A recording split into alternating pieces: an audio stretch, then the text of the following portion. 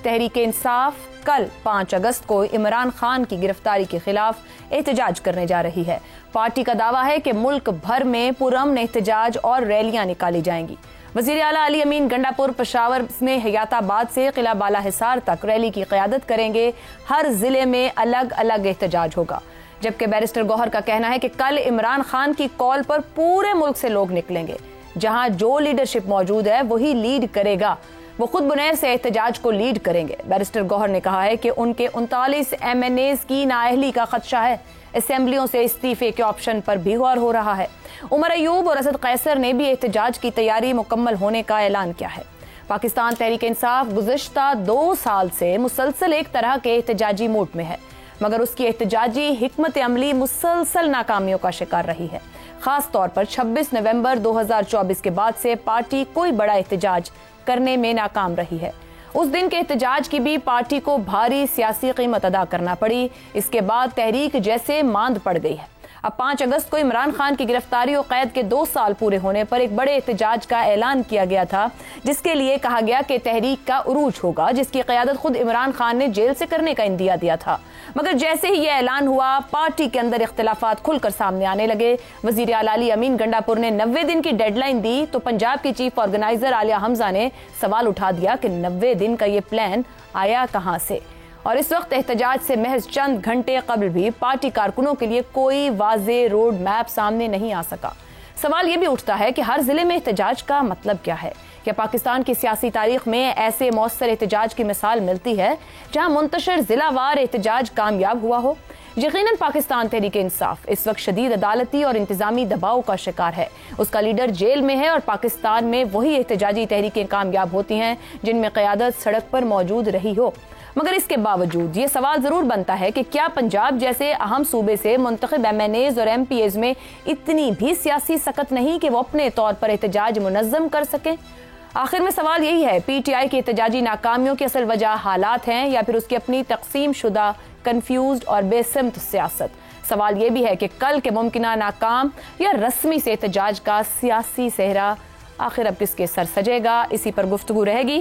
Panel میں ہمارے ساتھ ہیں حسن نثار، شہزاد چودھری، زیغم خان اور رضا رومی صاحب۔ پروگرام کا سوال آپ سبھی کے لیے۔ پاکستان تحریک انصاف کی احتجاجی سیاست کی ناکامی حالات کی مرہون منت ہے یا پارٹی کی اپنی کنفیوز اور تقسیم شدہ حکمت عملی کا نتیجہ؟ زیغم صاحب، یہاں تک جو احتجاج پہنچے، جو گزشتہ 2 سال سے ہم دیکھ رہے ہیں مستقل، حالات یہاں لے آئے پاکستان تحریک انصاف کے سیاسی احتجاج کو یا پھر پارٹی کی کنفیوزڈ اور تقسیم شدہ سوچ ہے؟ ہم نے پاکستان تحریک انصاف کو پہلے بھی احتجاجی موڈ میں دیکھا ہے، بڑے کامیاب جلسے کرتی رہی ہے، مگر اب کیا بدلا ہے؟ دیکھیے، یہی آئرنی ہے، وہ منیر نیازی والی بات ہے کہ کچھ شہر دے لوگ بھی ظالم سن، کچھ سانو مرندہ شوق بھی سی۔ PTI وہ جماعت ہے جس نے 1970 کے بعد، پیپلز پارٹی نے 1970 میں جو پبلک موبلائزیشن کی تھی اور احتجاج کے اور موبلائز کرنے کے جو نئے طریقے نکالے تھے، اس کے بعد اگر ہمیں کوئی موبلائزیشن نظر آئی اور اس سے بڑھ کر نظر آئی تو وہ PTI اور عمران خان کی نظر آئی۔ یعنی احتجاج کا 20ویں صدی کا رنگ ہم نے دیکھا، موبلائزیشن کا، پولیٹیکل پروٹیسٹ کا، پولیٹیکل موبلائزیشن کا 21ویں صدی کا ہم نے رنگ دیکھا۔ لیکن پھر ہوا کچھ یوں ہے کہ PTI نے اپنی طاقت کو اپنی کمزوری میں بدل دیا۔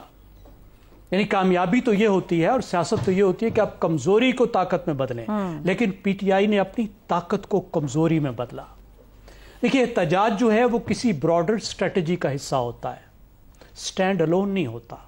اور جو اصل خامی رہی ہے PTI کے اس پروٹیسٹ میں وہ یہ ہے کہ اس کے پیچھے جو اسٹریٹجی تھی یا تو وہ غلط تھی، فالٹی تھی، یا وہ واضح نہیں تھی، بہت کمزور تھی۔ اب بظاہر جو میں اسٹریٹجی نظر آئی وہ یہ تھی کہ احتجاج کے ذریعے سے عمران خان دباؤ ڈالنا چاہتے تھے مد مقابل طاقتوں پر، طاقتور حلقوں پر، کہ وہ ان کی ٹرمز پہ ان سے مذاکرات کریں۔ لیکن انہوں نے اتنا دباؤ ڈالا کہ چینکا ہی ٹوٹ گیا اور چینکے کے ساتھ PTI بھی نیچے آ گری۔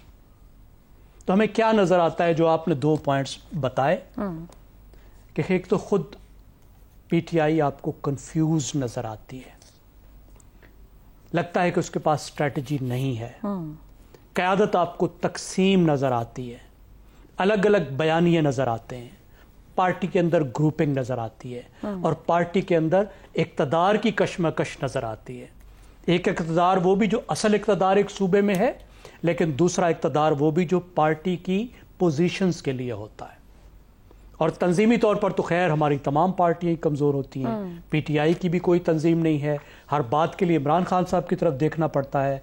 इमरान खान जेल में है, फैसला साजी के लिए जो उनको मालूमात चाहिए वो उनके पास दस्तयाब नहीं। ज़ैम साहब, कतई कलामी की माजरत, अगर मैं ये पूछूं कि आज पाकिस्तान की एहतजाजी सियासत जहां खड़ी है उसको कुछ भी नहीं दे पा रही गुज़िश्ता 2-2.5 साल से देखें, तो वो एक नुक्ता क्या होगा जिसका हिस्सा सबसे ज्यादा है आज की सियासत में उनकी?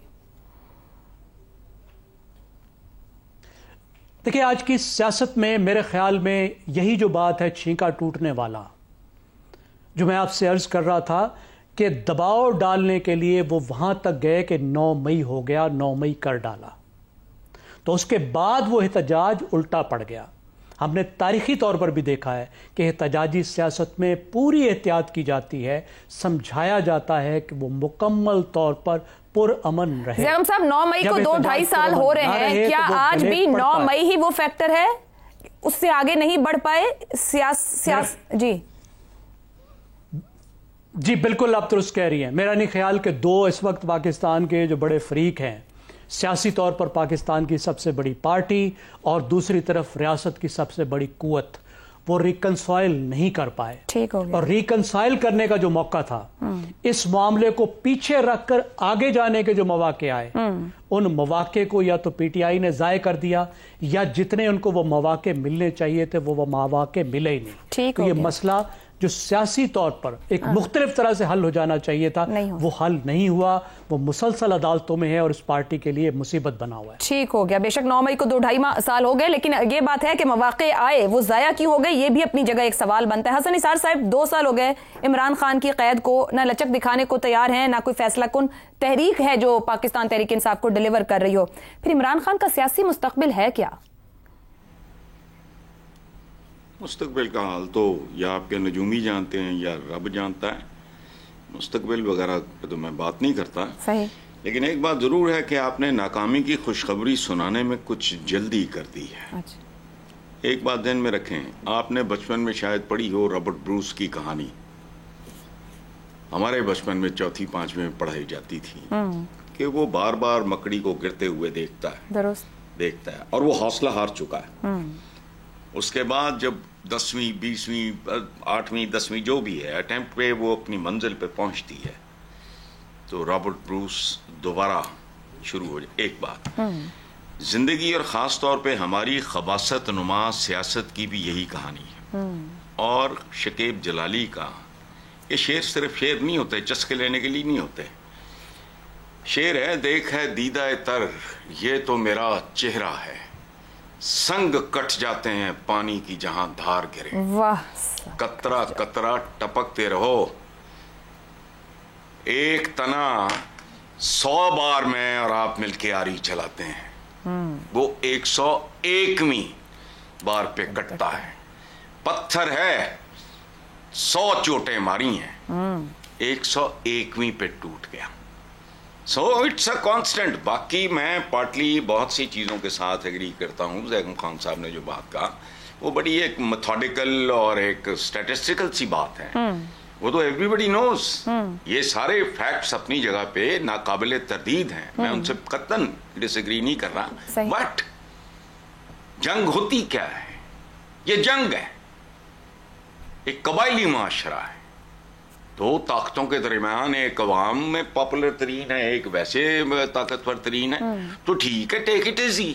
हसन साहब, अगर टेक इट इजी इसको रखें तो आपके ख्याल में ये जो अंदाज़े सियासत है या एहतजाज है, अभी तो ऐसा लगता है हर एहतजाज के बाद कि कमजोरी दे रहा है जमात को, आपको लगता है कामयाबी में बदल जाएगा अगर कांस्टेंट ही चलता रहा ऐसे? हो सकता है बदल जाए, हो सकता है ना बदले। टीपू सुल्तान ने पहले अपने बच्चे भी यरगमाल रखे थे गोरों के पास। सुल्तान टीपू जब शहीद हुआ तो उसके शहजादे वो यरगमाल थे गोरों के पास। It's a part of the game. Power play बड़ा क्रूअल होता है। इसके बारे में प्रेडिक्शंस वगैरह ये जो टीवी बैठती नहीं है औरतें कोई مداری بیٹھتے ہیں جو ٹیبے لگاتے ہیں, میں وہ نہیں کرتا, میں تو ایک سائنٹیفک سی بات کر رہا ہوں. ٹھیک ہے, کسی بھی صورت میں نتیجہ سامنے آ سکتا ہے. حسن صاحب یہ سمجھ رہے ہیں کہ نتائج تبدیل بھی ہو سکتے ہیں.